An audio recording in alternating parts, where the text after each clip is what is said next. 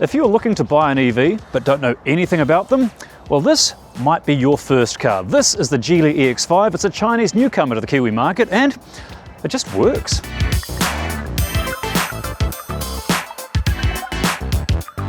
Okay, so there's two models of this car. There's the entry-level complete model, which is 52 grand. It gives you a reasonable amount of range, but it is, well, relatively incomplete when you compare it to the Inspire model. That's this one I'm driving now. Now, it costs a little bit more, but it does give you a bit more of, well, everything. Let's talk motor power now. What is propelling this battery-powered car? And it has an electric motor driving the front wheels. In terms of power, it's got 160 kilowatts of power and 320 newton meters of torque. Now, if that sounds like a lot of power for a family car, well, it is. And that's one of the things I love about EVs, is that even the cheap ones are typically much gruntier than the average petrol car. What it means is that 0 to 100 time for this car is 7.1 seconds, which is very respectable. To put that in perspective, do you remember the old RX-7 from the very early 80s? That was considered a very sporty car in its day with its high revving rotary engine. Well, this has got more power, more torque, and goes quicker. Let's talk batteries though. Now, what battery is propelling this car? How many AAs do you have to put in here every day? Well, it is powered by a 60.22 kilowatt hour battery pack. Let's move on to what you get for your money, starting with design. And I'll be honest, I don't think it's a sexy car. It's not ugly, it's relatively handsome, and it's not sexy. If there was a Tinder for cars, I suspect this car would be getting swiped right a lot. Or is it swiped left? I don't know. I don't know which one it is. Thing is, I've never used one of those dating apps because, well, I've got this device in my house that prevents it. It's not a firewall or anything. It's called a mirror. When you look at the front of the car, you might be wondering, where's the grille? Because it doesn't have one. It's noticeably absent. It's got less grille than a vegan barbecue. That is a joke, by the way. There's some really good vegan food out there. The thing is, though, it doesn't need a grille. Combustion cars, well, they typically run at about 90 degrees Celsius, and they've got more than 100 moving parts each. And it's one of the reasons why combustion vehicles need a lot more servicing and parts replacement. Electric cars, they just typically go and go and go and go and go. This, I think, in terms of design, it's not bad looking. The sides are pretty average. There's not a lot of design cues on the sides there. On the back, however, go around to the back and suddenly it's a different story. I think the back is one of the more attractive elements in this car. It's kind of Audi-esque. It's got that nice big light strip across the back that I think looks really good. It's one of those cars that I think the back looks better than the front. The headlights, well, they are LED headlights with LED daytime running lights. And as you can see, they're really sleek and slimline. And it kind of, in my mind, with no grille and slim eyes, it kind of looks like that skeptical snake meme. As for wheels, the entry-level one gets 18-inch wheels, whereas this one, the Inspire one, gets the 19-inch alloys, which, I mean, the design's okay. Again, not radical, not unpleasant. But let's face it, it's the interior that you're going to be spending most of your time in, so let's have a look at the interior design. And it's relatively pleasant. There's nothing wild about it. It's a little bit minimalist, kind of like a Tesla Model Y, but it's not as dark as a Tesla Model Y.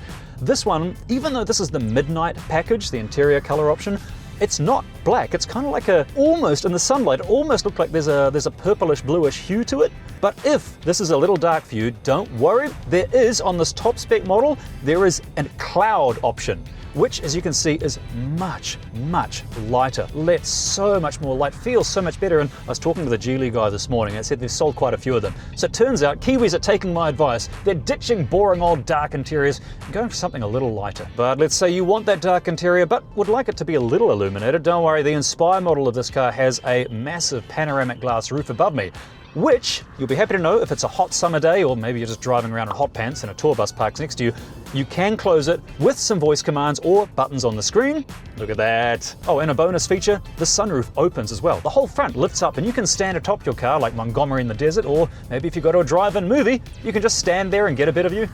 In terms of interior design though, that's basically it. I mean, it's spacious, it's airy and open, and basically there's not a lot going on in here. Sounds like the inside of my head. On that note, let's move on to comfort. And we begin with the seat material, and it's Geely's own invention, which they call G-Lux, which I believe is marketing speak for polyvinyl chloride, just like Grandma used to make. It is relatively comfortable though. Plus, no matter which version you get, both front seats are electronically adjustable. 6 ways for the driver's seat, 4 ways for the passenger seat, but imagine that you've got tired calves and you want to relax those calves in the passenger seat. Well, by pushing a button in the display, you can raise up calf supports in the passenger seat only, I should add. But how cool is that?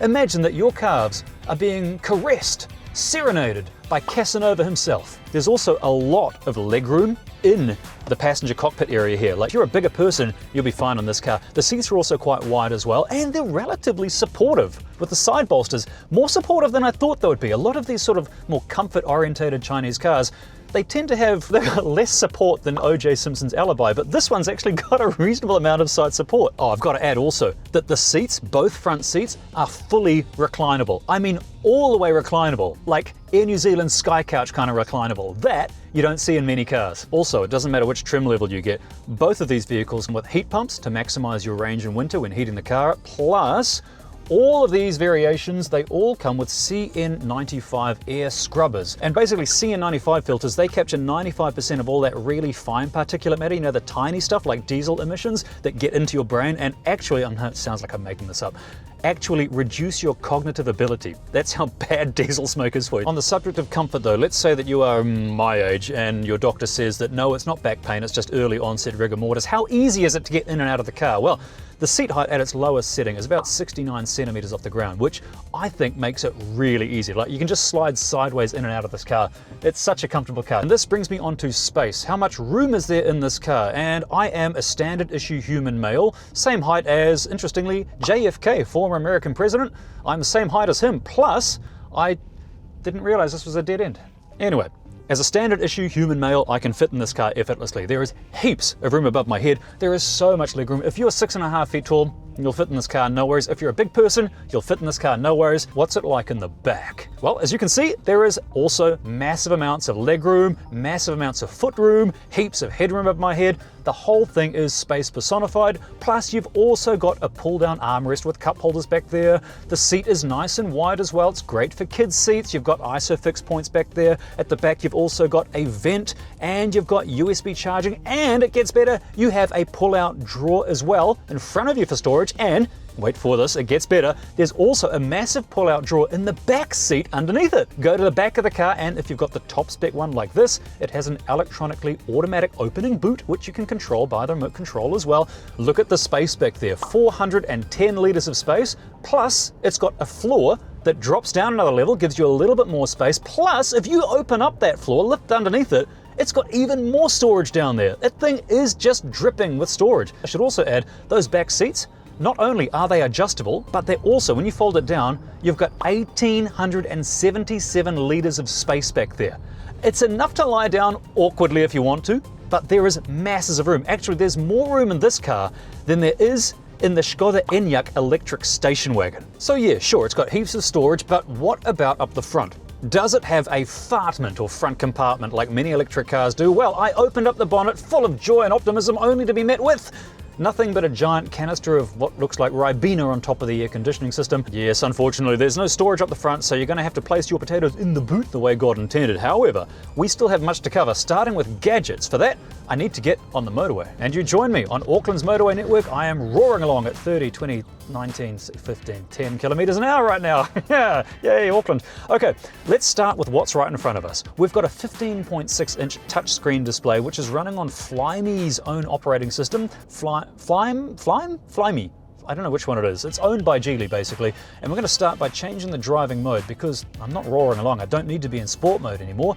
I've got sport, comfort, and eco mode. I'm going to choose eco. Oh wow, that's turned the accelerator into a blancmange. It is an absolute sponge right now. Now we move on to the sound system. It has a 1 kilowatt, 16 speaker sound system in this car, which is actually really good. Also got a subwoofer in the back as well. There's even speakers in the headrests, which if you take a call or if you've got the maps going, it will give you your instructions, your navigation instructions here in your headrest. Now the menu's got a lot of functionality into it. It's a relatively simple menu to use as well, but I want to point out the first thing is if I go into the seat massage button, which is right there on the screen, you've got a selection of different modes.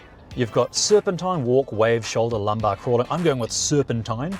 Oh yeah, and it is actually poking into your back. It's not just some gentle cushion, it's really harpooning your back right now. Oh, that's good. Also, in terms of seated heats, it has seat heating in the front seats on both variants, but only this top spec Inspire model has ventilated seats. So basically it's like a bidet for farts. Let's move on to wireless charging, and it's got a spot on both the passenger and the driver's side, but Only here on the driver's side does the wireless charging actually work. And this brings me to an interesting point. This car doesn't have Android Auto or Apple CarPlay, but they are coming. I've been promised they're coming. In fact, we should have Apple as of next month and Android later this year. Stay tuned. One thing I'm surprised at with this top spec one though is that it has a heads-up display right in front of me, and it's really detailed. Like, it's showing on the heads-up display not only my speed and my directions for my maps, but it's showing me every car around me on the heads-up display. And it's really well detailed. Now, one of my big complaints about modern cars is that everything's touchscreen controlled, right? So you have to take your eyes off the road just to do simple things like change the temperature. No, not with this car. This big puck here does more than just control the volume.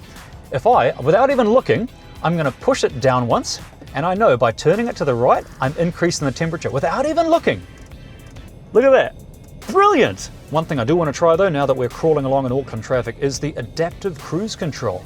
Apparently I turn it on just by pressing the OK button.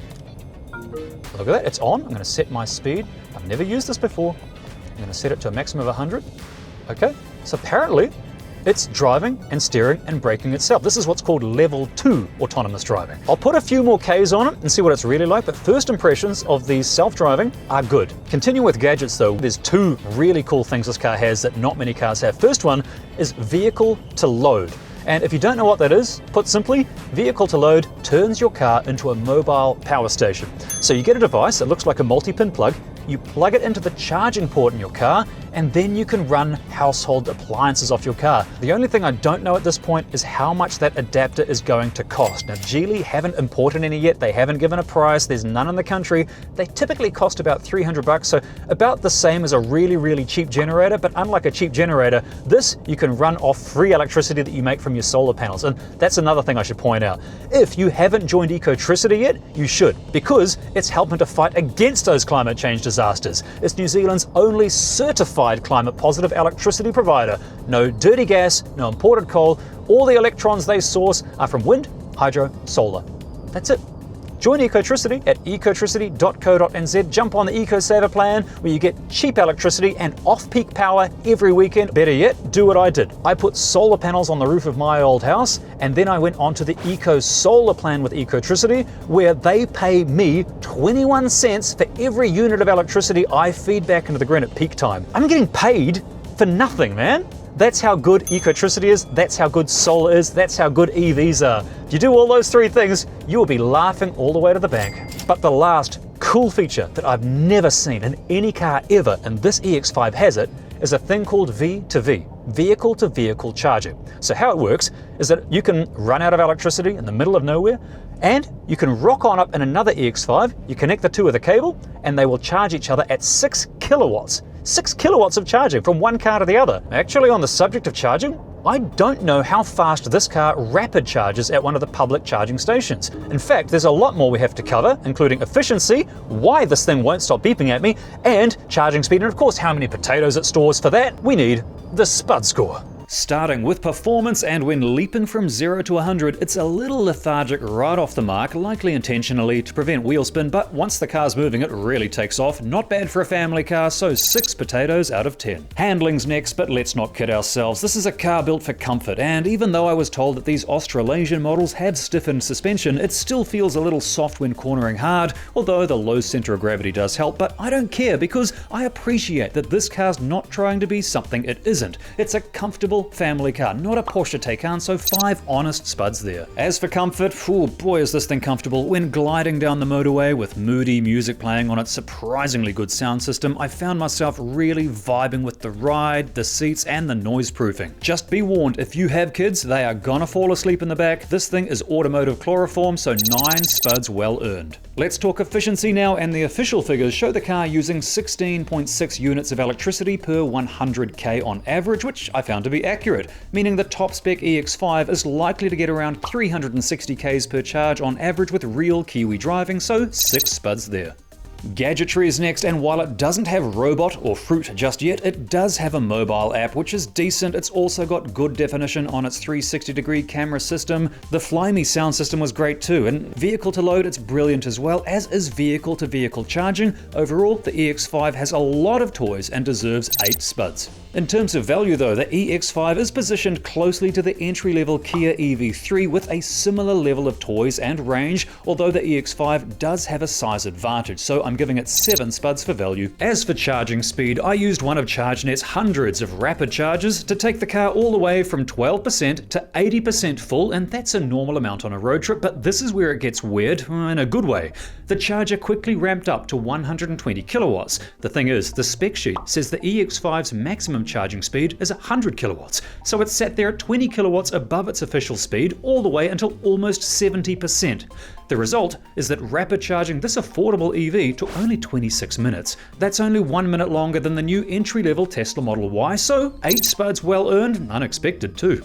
But what about style? Well, you know how I feel about it. It's a bit boring style-wise, but the interior design is sharp, and I love that they're offering an interior option that's brighter than my pasty thighs in summer, especially at a time when many new cars, and I'm looking at you Toyota, offer only interiors that are duller than a dentist's waiting room, so a well-earned 7 spuds. But is it fit for purpose? Well, yeah, but I do have some complaints. Yes, I do, starting with this. Do you hear that chime, that noise? It's the sound that plays when you go under 30 k's an hour, and I gotta say, I don't use the word hate very often, but I hate it. I hate it so much. Anyway, Geely and any other car maker that's watching this, please give us a fix for this on an over-the-air software update. You're a car, you do a great job, now shut up and do your job. Something else I want to mention in the fit for purpose category is the fact it doesn't have a tow rating either. Now that's normal for a lot of Chinese cars. It may come with a tow rating later, but a lot of Chinese cars, they don't have tow ratings because people in China typically don't tow as much as we do down under. Next minor complaint is that the voice recognition needs work. I mean, it's a new car, I'm not going to give it too much of a hard time, but it does still need some finesse. For example, what would you like me to find for you now? Turn on seat massage. I am learning this function. Please try again later. Doesn't know all the commands yet. It's still got a way to go. My last complaint, however, is a fun one. You see this volume knob on the dashboard? When I first got in the car, I thought, yes, a volume knob, because I don't like always having to use touch screens and buttons and things. The problem is that, you know, in a house stereo, if you want to turn the volume from 0 up to 11, it's one twist of your hand, right? Not in this. If you want to turn the volume up, you've got to look at this. Oh my gosh, okay, now it's up. And to crank it up to a good volume? Oh, come on! Look, it's like making a phone call in 1912, man, come on! That, I know, can be fixed with an over-the-air software update. Overall though, it's a really short list of gripes, and most can be fixed with over-the-air updates. Honestly, the car has a lot going for it. Simple things, like those handles that present themselves when you walk up to the car, they always worked. Like some cars glitch every now and then, not this one. You just jump in and go. Also, the view from the rear window is actually quite decent on this car. It's a refreshing change from many new cars. Also, the warranty on this thing is excellent. It's got a 7-year unlimited K mechanical warranty, and the battery warranty is 8 years with unlimited Ks, and that's just the warranty. We now know that these batteries are going to last years and years, even decades longer than those warranties. But it's the PSC that matters most to car buyers, I've decided, with the EX5 having ample storage for 82 potatoes and engineering feet, which means the total spud score for the Geely EX5 is 72. And that's the basics of the top spec Geely EX5, and sure, it may have a face as bland as mine, but the range is really good for the price, the performance is good for the price, it's spacious, it's safe, it's agonizingly comfortable, and it's really easy to drive. So if you're looking for a car that costs almost nothing to run and just works, as boring as that sounds, the Geely EX5 might just be worth checking out.